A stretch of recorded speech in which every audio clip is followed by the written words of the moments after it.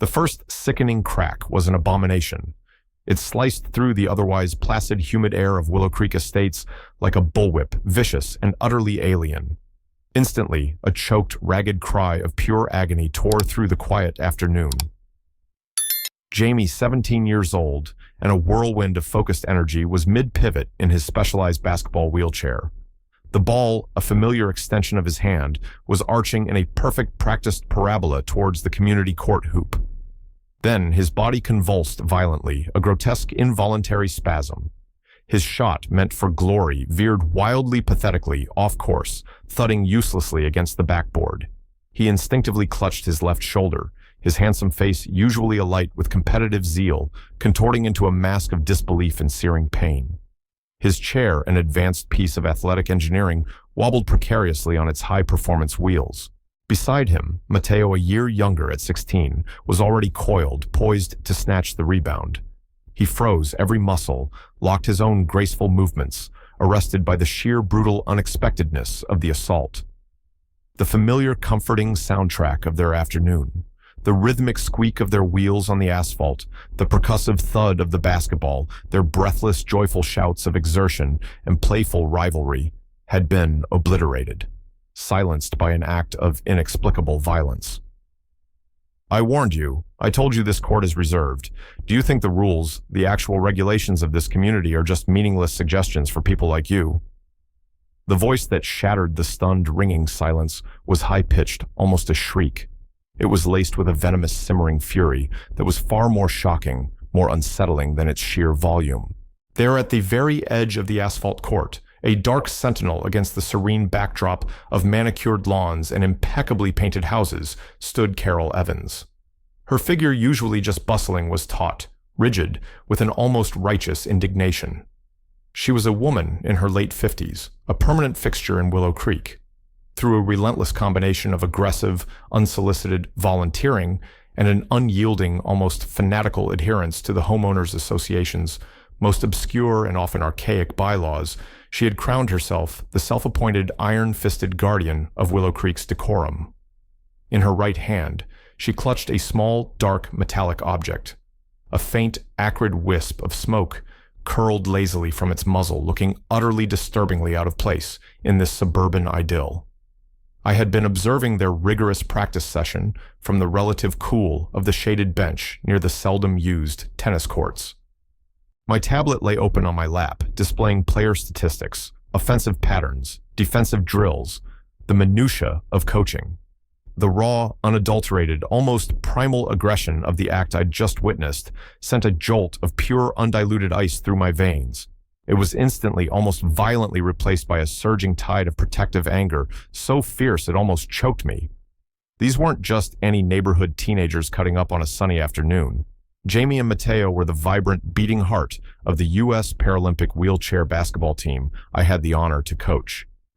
They were two of the brightest, most promising young stars in the nation, destined for international acclaim for podiums and anthems. The casual, thoughtless brutality of what I'd just seen was more than unthinkable. It was a desecration. "Mrs. Evans, what in the goddamn hell do you think you're doing?" My voice, usually carefully measured and modulated for coaching, for instruction and encouragement, boomed across the suddenly too empty space.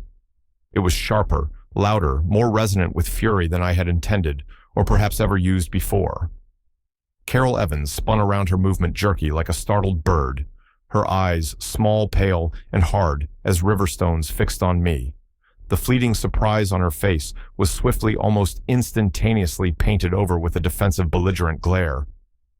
"I am enforcing the regulations, Mr. Henderson," she declared, her voice regaining its shrill certainty. This basketball court was clearly marked as reserved for the Peterson family's private event, from 2 o'clock. These children, she spat the word as if it were a vile epithet, were trespassing. They deliberately ignored my instructions and outright refused to leave after I gave them multiple verbal warnings. Shh, reserved. I echoed, my mind racing, trying to reconcile her words with reality. I'd seen no signs, no fluttering ribbons, no indication whatsoever of any private event when we'd arrived well over an hour earlier. The community court, by long-standing tradition and common understanding, was always first come, first served. There are absolutely no reservation signs posted anywhere, Carol. This is a community facility open to all residents. I was already moving my long strides, eating up the distance, desperate to reach Jamie. He was now ghostly pale, trembling, visibly, his hand still pressed hard against his injured shoulder. Mateo hovered beside him, his young face a tumultuous storm of fear-confusion and a rapidly simmering righteous defiance. And they were not trespassing. I continued, my voice tight with controlled anger. They were training. They are athletes, Mrs. Evans. Athletes preparing to represent their country, this country. They should have diligently consulted the online community portal. She retorted, her chin jutting out in a caricature of stubbornness. The reservation was posted there as per protocol. Ignorance of the established rules is no excuse for such blatant disregard, Mr. Henderson. I afforded them ample opportunity to comply with a perfectly reasonable request. And if... I countered, kneeling carefully beside Jamie, my voice dropping to a dangerously low, almost predatory growl. By some wild, improbable stretch of the imagination, this court was somehow legitimately reserved, a fact I highly doubt. Does that, in your mind, grant you the authority to discharge a projectile weapon at minors, at children? Carol, was that a rubber bullet you fired, or a high-velocity pellet gun? You could have hit his face. You could have taken out his eye. A tiny, almost imperceptible flicker of uncertainty, of something akin to unease, crossed her usually implacable features. It was suppressed almost as quickly as it appeared. It's a non-lethal deterrent, she insisted, her voice regaining its sharp edge. A personal safety device. They were being willfully disobedient, disruptive, and frankly quite insolent. This community has standards, Mr. Henderson, standards I am committed to upholding. A non-lethal deterrent. Jamie, his voice strained thin and laced with pain, finally spoke. He looked up at me, his eyes wide, not just with physical agony, but with a profound, wounded confusion. She didn't say anything to us before that, coach. Not a word. We were just playing, like always. Then that awful bang. Mateo, usually more reserved, nodded vigorously in agreement, his dark eyes flashing. No warnings, Coach Marcus. Absolutely none. Just that sound. And Jamie screaming. This charade, this grotesque distortion of reality had to end. This conversation is over, Carol. I said, my gaze locking onto hers, holding it. The superficial calm I was attempting to project was a thin, brittle veneer, stretched taut over a core of burning, incandescent rage. Jamie, let me see that shoulder. Easy now. To Mateo, I said, Mateo, can you please grab the first aid kit from my bag? It's on the bench. As I gently, carefully peeled back the damp fabric of Jamie's athletic shirt, the sight beneath stole my breath. An ugly, rapidly purpling, already swelling welt was forming on his skin just below the clavicle. It was a vicious, angry mark. Carol's voice, self-righteous, unrepentant, and utterly devoid of compassion, pursued us across the court. This is precisely the kind of unruly, disrespectful behavior that degrades our community values. It lowers property values. There are bylaws for a reason, Mr. Henderson, to maintain order, to ensure a certain quality of life for everyone. Bylaws. I shot back my eyes, meeting hers over Jamie's slumped, trembling form, are intended to foster a safe, harmonious, and respectful environment, Carol, not to be twisted and weaponized by petty self-aggrandizing tyrants looking for a power trip. The air crackled, with a tension that was almost palpable, thick, and suffocating. A few residents, their curiosity piqued, or perhaps alerted by the gunshot-like crack, and raised voices had begun to emerge cautiously from their homes. They stood on their pristine lawns, their faces betraying a mixture of morbid curiosity and genuine alarm. The sight of this small, impromptu audience seemed to bolster Carol, to fuel her indignation. These boys and their noisy, cumbersome wheelchairs are a constant disruptive nuisance. She declared, her voice rising in volume, clearly intending to project to the gathering onlookers. They tear up the court surface with those things. They shout incessantly. They monopolize the facilities for hours on end. Other residents have complained to me repeatedly. Mateo's head snapped up, his usual easygoing, almost shy demeanor completely gone, replaced by a fierce protective loyalty. "We're not a nuisance," he exclaimed, his voice cracking with a potent cocktail of hurt and outrage. "We're athletes. We train harder than most people can imagine. We have as much right to be here to use this court as anyone else." "Not like anyone else." Carol sneered, her voice dropping slightly, but with a subtle, unmistakable, and utterly contemptuous emphasis on the word else. Her gaze flicked disdainfully, deliberately at their wheelchairs, then back to their faces, a cold, dismissive look. The implication was clear, ugly, and undeniable. That was it. The final straw. The thinly veiled prejudice, the casual cruelty, the utter, breathtaking lack of compassion. It was more than I or any decent human being could tolerate. This wasn't about a disputed court reservation anymore, if it ever truly had been. This was about bigotry, pure, simple, unadulterated bigotry. "That's enough, Carol," I stated, my voice suddenly cold, devoid of any previous restraint or attempt at civility. It was flat, hard, and final. "I'm calling the police, right now, and I strongly suggest you start thinking about finding yourself a very, very good lawyer." Her carefully constructed composure finally irrevocably cracked. A wave of genuine, undisguised fear washed over her features, momentarily erasing the righteous indignation.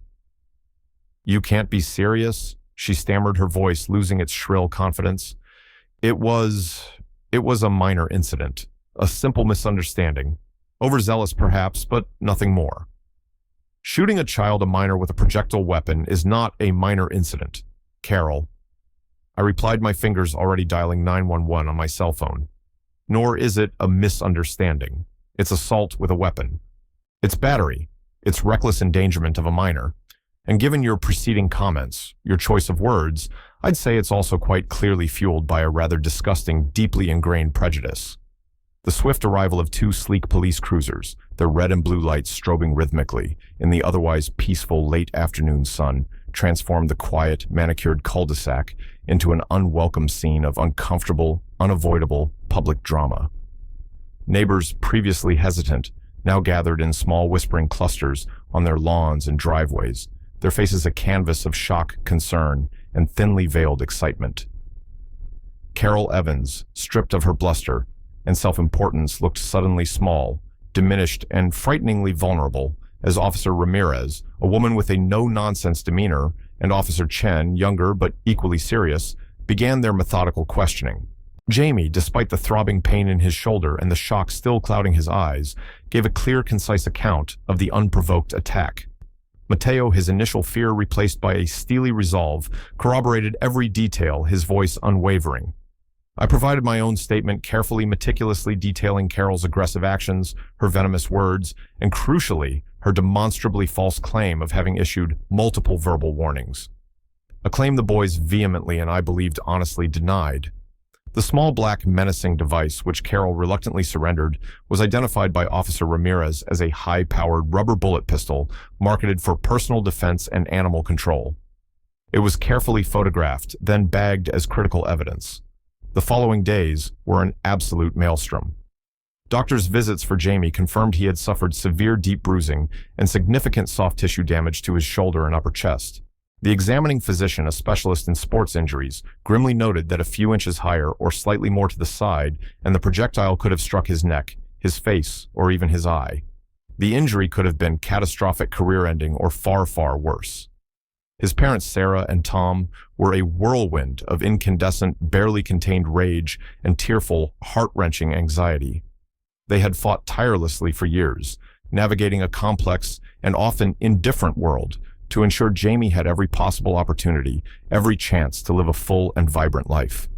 They had steadfastly refused to let his spinal cord injury sustained in a childhood accident define him or limit his dreams.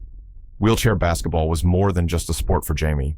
It was his passion, his therapy, his community, his future. Carol Evans, in one single malicious, inexplicable moment, had threatened to shatter all of it.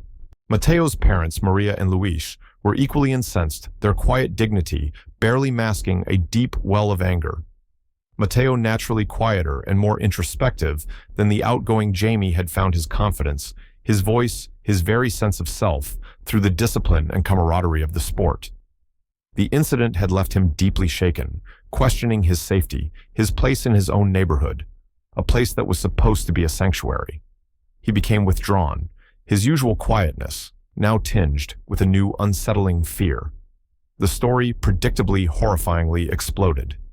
A local news blogger, perpetually hungry for suburban drama and controversy, got wind of it. The headline, HOA enforcer shoots teen athlete in wheelchair. Over court dispute, was deliberately inflammatory, designed for maximum clicks, and devastatingly effective. Social media ignited like a wildfire.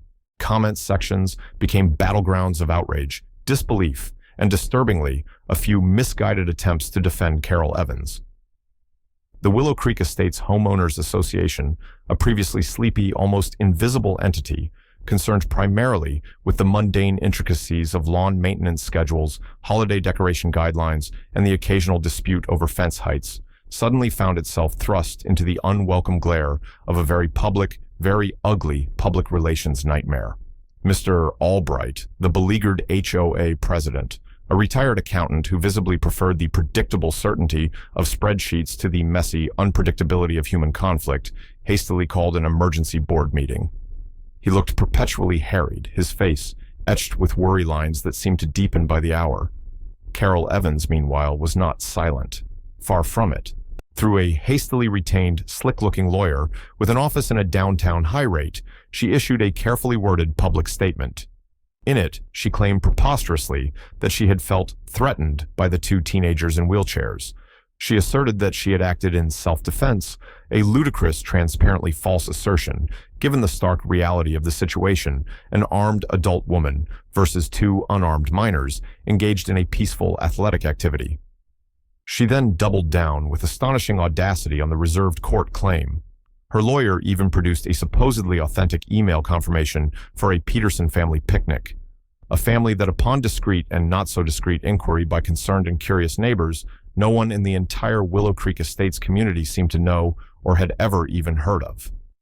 This blatant fabrication, this clumsy attempt at a cover-up, only served to further fuel the already widespread outrage and disbelief.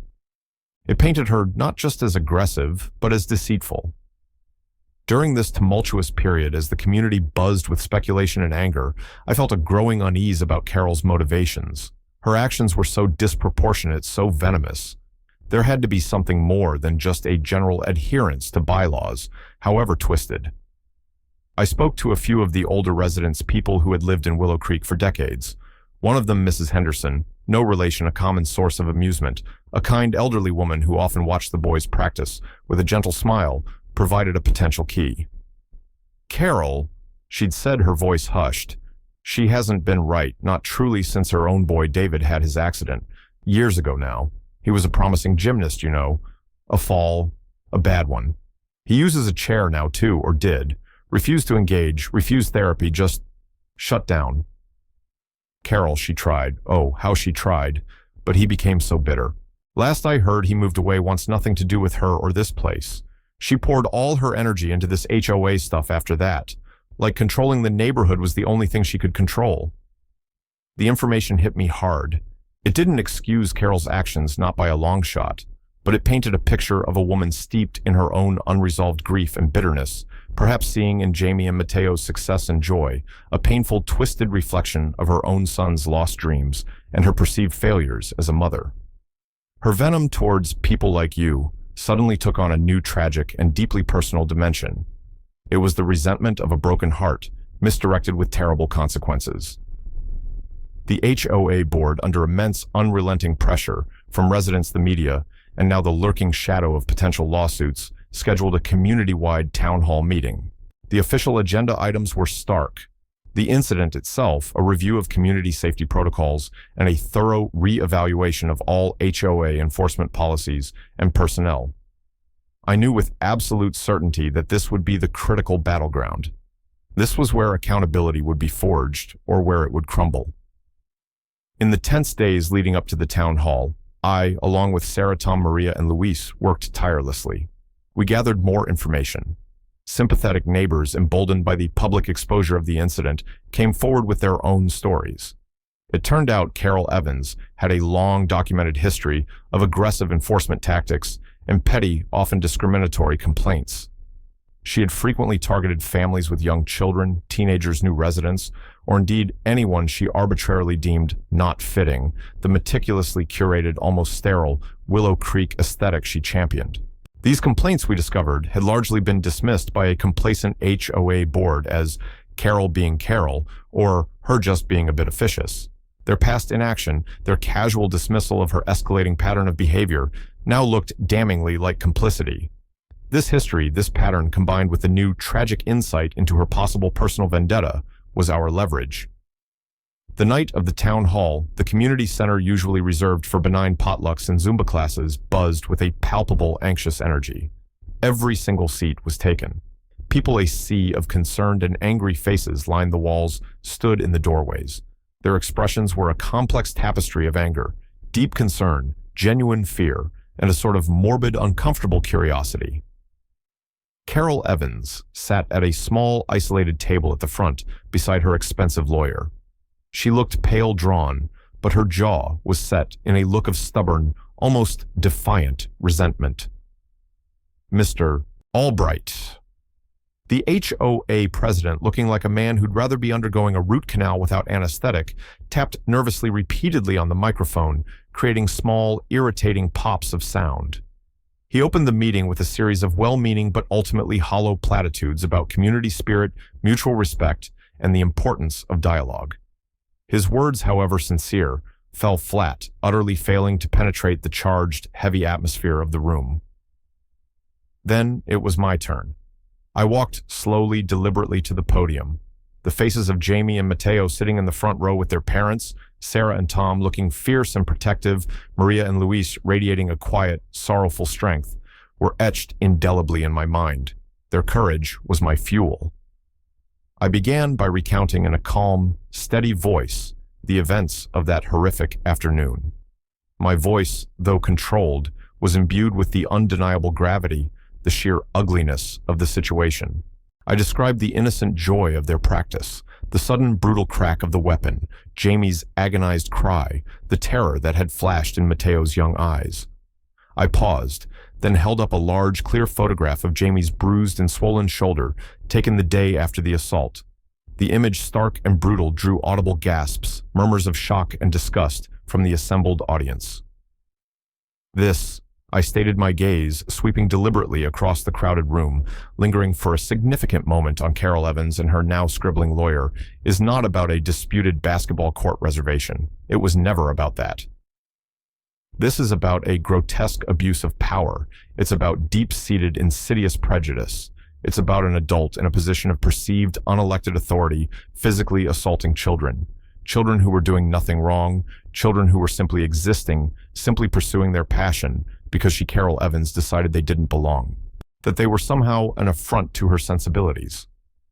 I then moved on, detailing Carol's documented history of complaints, citing specific anonymized instances provided by other fearful but now emboldened residents.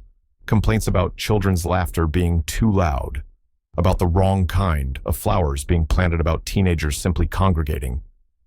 It seems Mrs. Evans has established a disturbing pattern of behavior over many years. I said, my voice firm. A pattern of targeting those she deems different, inconvenient, or somehow lesser than. A pattern the HOA board, I added, turning pointedly to face Mr. Albright, who visibly flinched, has regrettably, inexcusably overlooked, or perhaps willfully ignored for far too long. Then I played my ace, the one piece of information that would elevate this beyond a local squabble. What Mrs. Evans clearly did not know, or perhaps chose to cruelly disregard, I continued, my voice ringing with conviction. And what perhaps many of you here tonight do not yet know is that Jamie and Mateo are not just boys playing basketball. They are not a nuisance. They are elite, dedicated athletes. They are proud, card-carrying members of the United States Paralympic wheelchair basketball team. They are training right here in our community to represent our country, this community, all of us, on the world's biggest, most prestigious stage. A wave of stunned murmurs of whispered disbelief and dawning realization rippled powerfully through the crowd.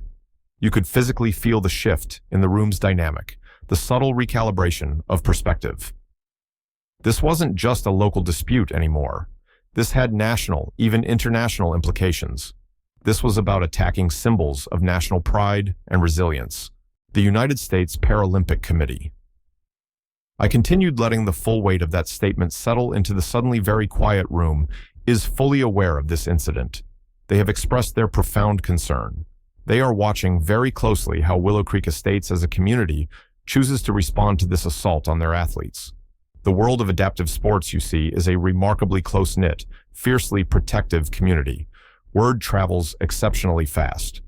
Carol Evans's lawyer, a man named Finch, jumped abruptly to his feet, his face flushed. "Objection, point of order, Mr. President," he sputtered, waving a manicured hand. "These are inflammatory remarks, unsubstantiated allegations designed to prejudice the proceedings. My client has rights." But his desperate, blustering objections were almost entirely drowned out. A dam of suppressed frustration and anger had burst. Residents, now emboldened by my words and the collective energy in the room, began to share their own negative, intimidating experiences with Carol Evans. One after another, they stood their voices, sometimes trembling, sometimes strong with indignation. They spoke of her intimidation tactics, her incessant nitpicking over the most trivial of matters, her condescending, dismissive attitude, her knack for making people feel unwelcome in their own homes, on their own streets. A frail-looking elderly woman recounted how Carol had threatened to have her small beloved dog impounded for excessive barking, when it was in fact another neighbor's much larger dog. A young father spoke of Carol accosting his children for riding their scooters on the sidewalk, claiming they were damaging community property. The stories painted a consistent, damning portrait. Then it happened. As the testimonies mounted, Carol Evans herself began to unravel. Her lawyer tried to silence her, but she shook him off her face, a mask of fury and something else. Something akin to despair. "They don't understand," she suddenly shrieked, lurching to her feet, her voice cracking with a desperate raw emotion that stunned the room into silence. "None of you understand." Her eyes, wild and unfocused, scanned the crowd. That court, seeing them there, so able in those chairs. So celebrated, her voice broke. "My son, David, he had a dream too. He was brilliant, and then nothing. He just gave up. No one celebrated him. No one built him a special court. He just faded away, and they flaunt it every day right in front of me." A collective gasp went through the room. Mrs. Henderson, the elderly neighbor, looked stricken, nodding slowly, tears in her eyes. Carol's lawyer looked horrified, trying to pull her back down, but the dam had burst. "I tried to make them go away. They shouldn't be there reminding everyone of what can't be fixed." Her confession, raw and painful, hung in the air. It was the desperate cry of a broken woman, a confession of her deep, twisted pain, and the prejudice it had birthed. It didn't excuse her actions, but it laid bare the tragic, irrational source of her venom. She collapsed back into her chair, sobbing, her lawyer looking utterly defeated. After a stunned, heavy silence, Jamie's mother, Sarah, slowly made her way to the podium. Her voice, when she spoke, trembled with emotion, yet resonated with an undeniable, steely strength. She spoke not of Carol's tragic confession, but of Jamie's unwavering courage, his incredible resilience in the face of adversity, both past and present. She spoke of the profound pain this incident had inflicted, not just the physical wound that was slowly healing, but the deeper emotional scars of being targeted, of being made to feel unwelcome, unsafe. Our children. She concluded, tears streaming freely down her face, her voice thick with a mother's fierce love. All our children, regardless of their abilities, regardless of their circumstances, deserve to feel safe, respected, and cherished in their own neighborhood. They deserve to pursue their dreams without fear. They must never ever be made targets of violence, hatred, or the bitter resentments of others. Her words were met with a wave of heartfelt supportive applause. The momentum was now overwhelmingly, crushingly against Carol Evans. Even Mr. Albright looked visibly shaken, deeply disturbed by Carol's outburst and the sheer weight of the community's anger and hurt. the infamous Peterson family picnic reservation. Carol's primary defense was quickly, almost perfunctorily, debunked. A quick check of the online community portal's reservation logs performed live during the meeting by a tech-savvy board member on a laptop showed no such booking for that day or any other day. Carol, in her desperate attempt to justify her actions, had fabricated it entirely. The revelation projected onto a screen for all to see hung in the air, a stark, undeniable testament to her calculated deceit. Her lawyer buried his face in his hands. When the floor was finally opened for proposed resolutions, I stepped forward once again. The room fell silent, expectant. Removing Mrs. Evans from any and all HOA roles, current or future, and ensuring she faces the full legal consequences for her assault on Jamie is absolutely necessary, I stated firmly. But it is not by itself enough, not nearly enough. This community needs more than just punishment. It needs to heal. It needs to make a powerful, definitive, and lasting statement. A statement that it stands unequivocally for inclusivity, for respect, for the celebration of all its members. I paused, taking a deep breath, letting my gaze travel across the faces in the room, faces now showing a glimmer of hope, of possibility. Then I delivered my proposal, the one I had been formulating since that terrible afternoon. I propose, I said, my voice clear and strong, that the Willow Creek Estates Homeowners Association commit tonight to designing and building a dedicated, fully accessible, state-of-the-art, adaptive sports facility right here on our community grounds, a place where athletes of all abilities can train, compete, and thrive safely, a place that actively celebrates diversity, fosters understanding, and serves as a beacon of our renewed community values. The initial silence that followed was profound, almost reverent.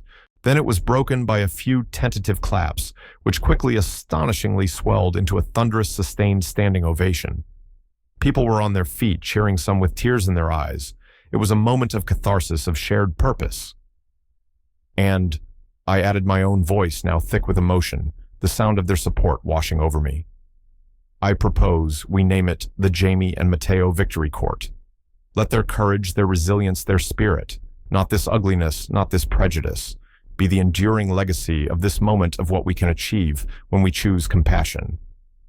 The emotional impact was undeniable, overwhelming. Residents were visibly moved, energized. Incredibly spontaneously, pledges for donations, time, money, expertise, started being called out from the audience right there and then.